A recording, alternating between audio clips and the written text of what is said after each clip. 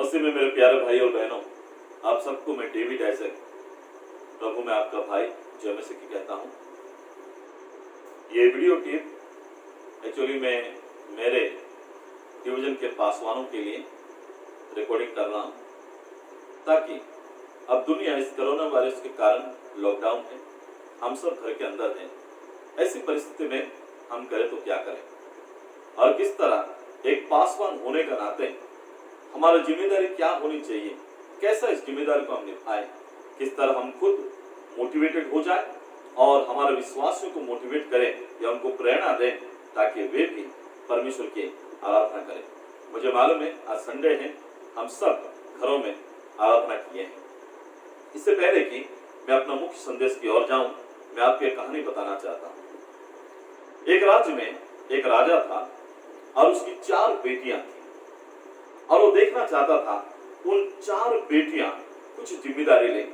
इसलिए एक दिन उसने अपने 4 बेटियों को बुलाया और बुलाकर उनको जिम्मेदारी दिया।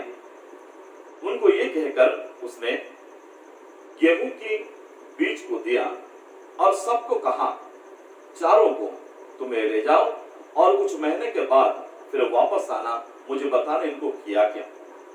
कुछ महीने का बीत जाने के बाद जब राजा ने अपने 4 बेटियों को बुलाया, पहला बेटे से पूछा उसने उस गेहूं के बीजों को क्या किया। तो उसने बोली, मैं जिस दिन मुझे आपने दिया उसको रास्ते किनारे जो चिड़िया होते हैं उनको मैं खिला दिया। राजा ने उसको कोई भी जिम्मेदारी नहीं दिया। दूसरा बेटे को पूछा, दूसरा बेटे ने कहा, मैं उसको लेकर हमारा भंडार में मिला दिया, ये सोचा ये पवित्र चीज है इसलिए इन्हें सबको खाना चाहिए। राजा ने उसको उस भंडारे का अधिकार दे दिया। तीसरा बेटे को पूछा गया, तीसरा बेटे बताई, मैं उनको बड़ी सुरक्षा के साथ मेरे जो गहने हैं उस गहनों का साथ रखे। और राजा ने उसको अपना कोषागार यानी ट्रेजरी का पूरा रिस्पॉन्सिबिलिटी या जिम्मेदारी दे दिया। चौथी बेटी को पूछा गया, उसने किया क्या। चौथी बेटी ने बताया कि महाराज मुझे अभी बैलों की और कुछ लोगों की जरूरत है। सब लोग हंसने लगे, अरे ये किस लिए जरूरत है।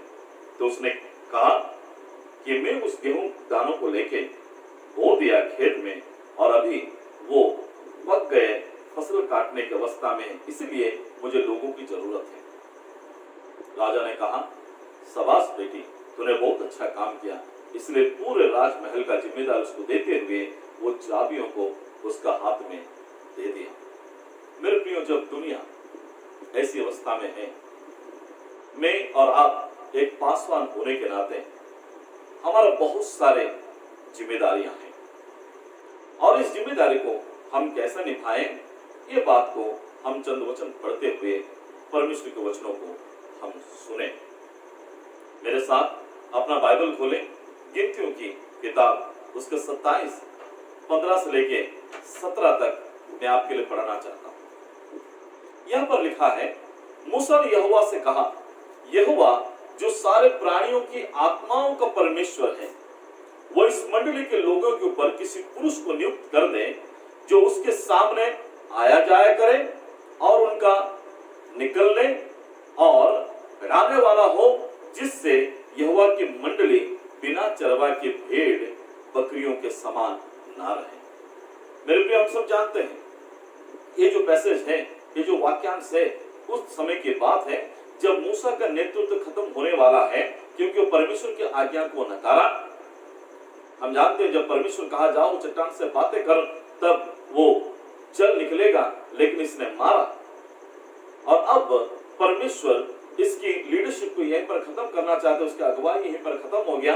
अभी दूसरा एक अगुवा की जरूरत है और मूसा ये कहता है, यहोवा जो सारे प्राणियों की आत्माओं का परमेश्वर है, यानी हम सबका परमेश्वर यहोवा है, लेकिन मंडली के लोगों के ऊपर किसी पुरुष को नियुक्त कर। इससे हमें यह पता चलता है कि परमेश्वर सारे प्रजा का चरवा है, लेकिन परमेश्वर के लोगों को चलाने के लिए एक मनुष्य प्रतिनिधि चाहिए ताकि वो लोगों को चलाए, उनकी यत्न ले, उनकी देखभाल करे।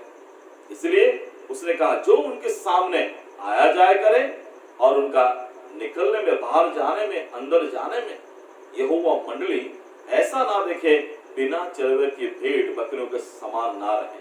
इसका मतलब जिसका चरवाहा का नहीं होता वो भेड़ बिखर जाते हैं, उनका कोई ध्यान रखने वाला नहीं होता, वो अपनी मनमानी करते हैं। इसलिए ऐसी परिस्थिति में जब हम सब लॉकडाउन है, आज चरवा होने के नाते हमारे कलीसिया में हम जा नहीं पाते, कलीसिया चला नहीं पाते, विश्वास का संबंध हमारा नहीं है, लेकिन फिर भी परमेश्वर का वचन ऐसा कह रहा है बिना चरवा के भेड़ बकरियां जिस तरह बिखर जाते हैं ऐसा हमारे भेड़े बिखर ना जाए। इसलिए हमारा दायित्व है, हमारा रिस्पॉन्सिबिलिटी, जिम्मेदारी है ताकि इनको चलाए।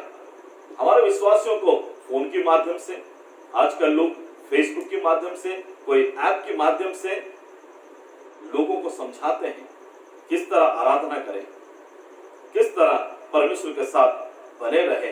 ये सोशल डिस्टेंस मेंटेनेंस करते हुए, यानी हमारा सोशल डिस्टेंस जो सामने नहीं लेकिन दूर रहते हुए भी उनके साथ हम एक संबंध बनाए रखें और उनकी अगुवाई करें।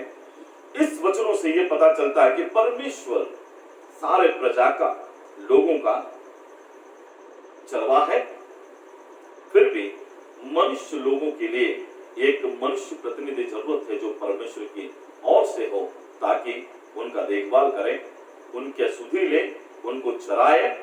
और दूसरी बात ये पता चलता है कि बिना चरवाहा के भेड़ हमेशा तितर-बितर हो जाता है, उनका कोई ध्यान नहीं रखने वाला अगर हो तो वो ध्यान नहीं रख पाते खुद और वो बिखर जाते हैं।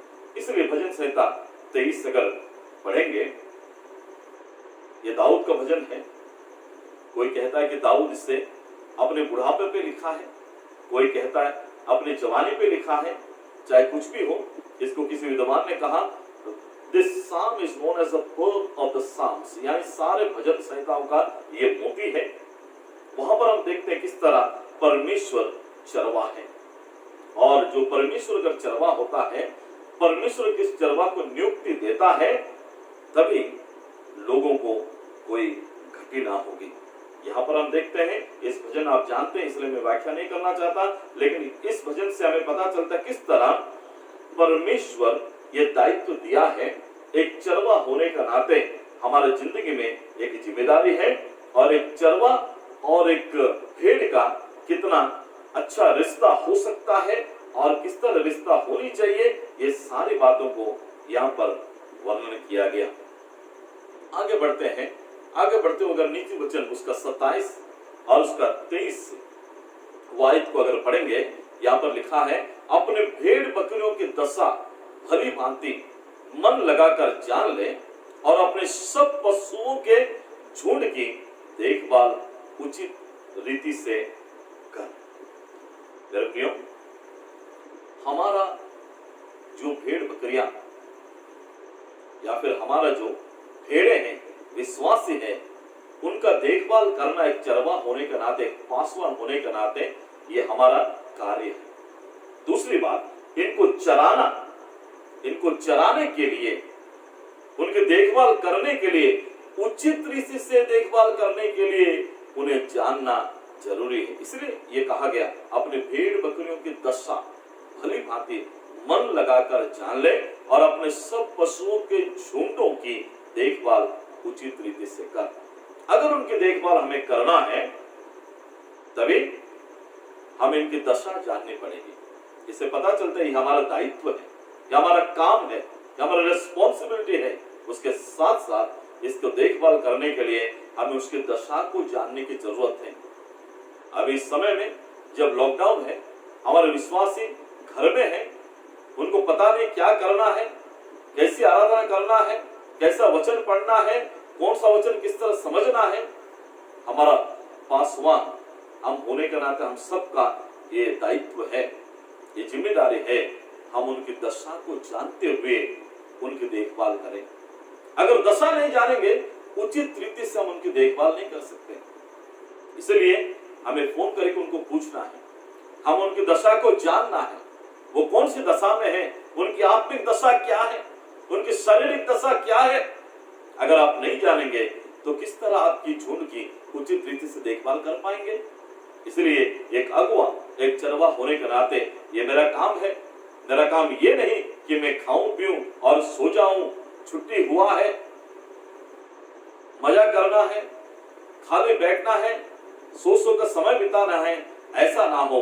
लेकिन हमारी जो जिम्मेदारी है, हमारा काम को हम समझते हुए किसी न किसी प्रकार हमारी भेड़ों की दशा हम भली भांति से जान ले, ताकि उसका हल हम निकाल सके, उसको उचित रीति से देखभाल कर सके। इसलिए यिर्मयाह नबी उसका 10वां अध्याय उसका 21वीं आयत में यूं लिखा है, क्योंकि चरवाहे पशु सरीखे हैं और वे यहोवा को नहीं पुकारते, इसी कारण वे बुद्धि से नहीं चलते और उनकी सब भेड़ें तितर बितर हो गई है। यहाँ पर जो चरवा पशु सरीखे हैं, यानी पशु के समान है, जिन्हें कोई बुद्धि नहीं है, जो सिर्फ सोना चाहता है, अपने आलस को जताना चाहता है, अपनी जिम्मेदारी को नहीं समझता, अपने काम को ठीक तरह नहीं समझता। अगर ऐसी दशा में अगर कोई चरवा है तो उससे कहा गया, अंग्रेजी में अच्छा कहा गया, shepherds have become dull-hearted and have not sought the Lord. Why they are dull-hearted? Because they did not sought the Lord. I mean seek the Lord. वो परमेश्वर की खोज नहीं किए, परमेश्वर को नहीं पुकारे, यहोवा को नहीं पुकारने के कारण वो बुद्धिहीन है, मूढ़ है, मूर्ख है, क्योंकि वो पशु समान है। हम जानते हैं पशुओं की कोई समझ नहीं होती, लेकिन एक चरवा होने के नाते हमें अच्छा समझ होना चाहिए। अगर समझ नहीं होगी, अगर सूझबूझ के साथ, बड़ी समझदारी के साथ हम अपनी भेड़ों की अगुवाई नहीं करेंगे ऐसी परिस्थिति में, तो फिर हमारा भेड़ तितर बितर हो जाएंगे। जब लॉकडाउन खुल जाएगा, जब इतना दिनों लोग चर्च में आए नहीं है, वो आराधना नहीं किए हैं, प्रार्थना नहीं किए हैं, आत्मिक जीवन अगर उनका ठीक नहीं है, फिर वो आराधना करना, प्रार्थना करना, कलीसिया क्या है, क्यों कलीसिया में जाना चाहिए, परमेश्वर कौन है, वो कितना भला है, ये सारी बातें वो भूल जाएंगे। इसलिए एक विश्वास योग्य शफट या चरवा हमें होने की जरूरत है, ताकि हम अपनी भेड़ों की दशा को जान सकें। और ऐसा अगर करेंगे तभी उनको परमेश्वर का रिश्ता में हम बढ़ाते जाएंगे। इसलिए मेरे प्रियो, हमारा भेड़ अगर तितर बितर ना हो इन दिनों में, अगर वो आराधना करना, प्रार्थना करना, परमेश्वर को ना भूल जाए, ये हम चाहते हैं, तो एक अच्छा बुद्धिमान चरवा के समान हम परमेश्वर की ओर से बुद्धि मांगते हुए उनकी देखभाल करें और उनको चलाएं। ये तभी होगा जो परमेश्वर की भय करता है, और वही परमेश्वर को पुकारेगा और वही बुद्धि पाएगा, क्योंकि परमेश्वर का भय बुद्धि का मूल है। अगर बुद्धि नहीं है, इसका मतलब हम परमेश्वर को नहीं पुकारते। इसलिए हम अपने आत्मिक जीवन को भी बढ़ाएं, हम भी प्रार्थना में बने रहे, उन विश्वासियों का नाम लेकर प्रार्थना करें, उन परिवारों के लिए प्रार्थना करें, देश के लिए प्रार्थना करें, दूसरे झुंड के लिए भी प्रार्थना करें। ऐसे ही हमारा दायित्व है। और उसके साथ साथ हम चौकसी में रहे कि हमारा जो परमेश्वर की ओर से जो दी गए भेड़े हैं वो तितर बितर ना हो जाए, इसलिए उनकी देखभाल करें। आगे अगर पढ़ेंगे उसी यिर्मयाह नबी की किताब उसका 23:1-4 हम पढ़ेंगे। यहाँ पर लिखा है, उन चरवाहों पर हाय जो मेरी चराई की भेड़ बकरियों को तितर बितर करते हैं और नाश करते हैं। यहोवा ये कहता है, इसलिए इज़राइल का परमेश्वर यहोवा अपने प्रजा के चरवाहों से ये कहता है, तुमने मेरी भेड़ बकरियों की सुधि नहीं ली, वरन उनको तितर बितर किया और जबरन निकाल दिया है। इस कारण यहोवा की ये वाणी है कि मैं तुम्हारे बुरे कामों का दंड दूंगा। तब मेरी भेड़ बकरियां जो बची है, उनको मैं उन सब देशों में जो जिनमें मैंने उन्हें जबरन भेज दिया है, स्वयं ही उन्हें लौटा लाकर उन्हें ही भेड़शाला में इकट्ठा करूंगा और वे फिर फूले फलेगी।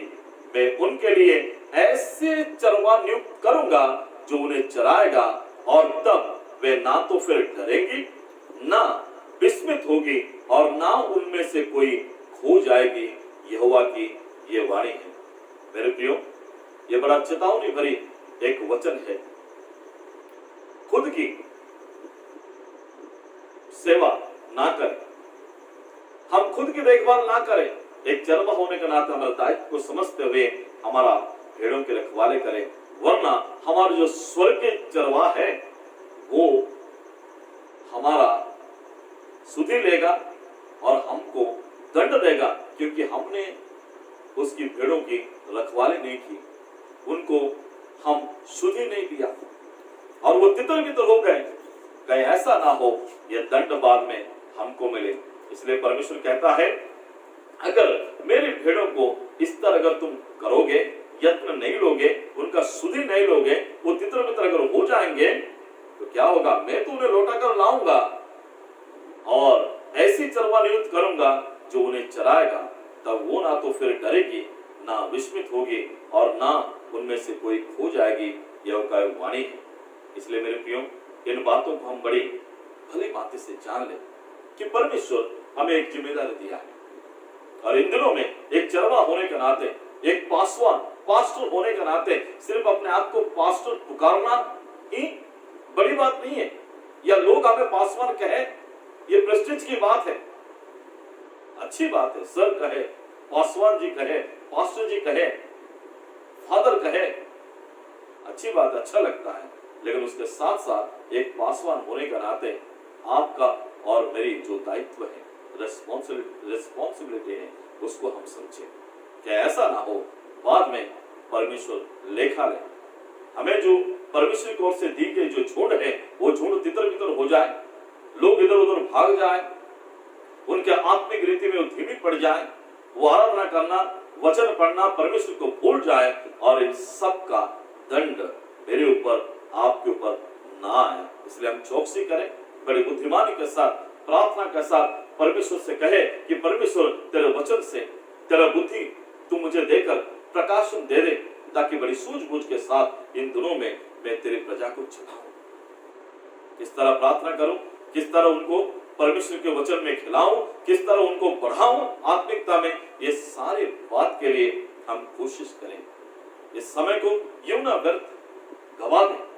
ये अच्छा समय है हमें मिला है, ताकि खुद हम अपने आत्मिक रीति से बढ़े और परमेश्वर के लोगों को भी आत्मिक रीति में बढ़ाए।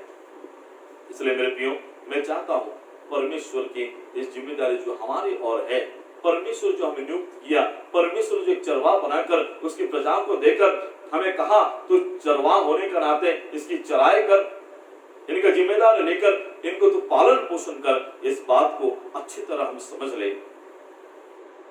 और मैं आपके अगुवा होने के नाते यही कहना चाहता हूं कि परमेश्वर आपको बुद्धि दे। आप बड़ी बुद्धि के साथ इन चेतावनी भरी परमेश्वर के वचन को सुनकर अपने आप को सुधारे और परमेश्वर के लोगों को सुधारे, ताकि आने वाले दिनों में जब लॉकडाउन खुल जाएगा, हम सब बड़ी आशा के साथ इंतजार में हैं। इसलिए बड़ी बेदारी के साथ हम परमेश्वर की फिर से मिलकर आराधना करें, ताकि ये बीमारी हमारा दुनिया से भाग जाए और हम दुनिया में जितने लोग हैं परमेश्वर के नाम से जो जाना जाते हैं, यही समय है हम बड़े बेदारी के साथ परमेश्वर में घर में रहते हुए हम आराधना करें, हम आत्मिक जीवन में बढ़े, ताकि आने वाले दिनों में हम एक मिसाल बन जाए। परमेश्वर इस छोटी सी संदेश के द्वारा आप सबको आशीष दे। आप इस संदेश को बहुतायत से आपके दोस्तों से शेयर करें, ताकि वे भी अपना जिम्मेदारी को जाने और परमेश्वर की प्रजा को वो बढ़ाए। प्रभु आप सबको आशीष दे। सबको जय मसीह।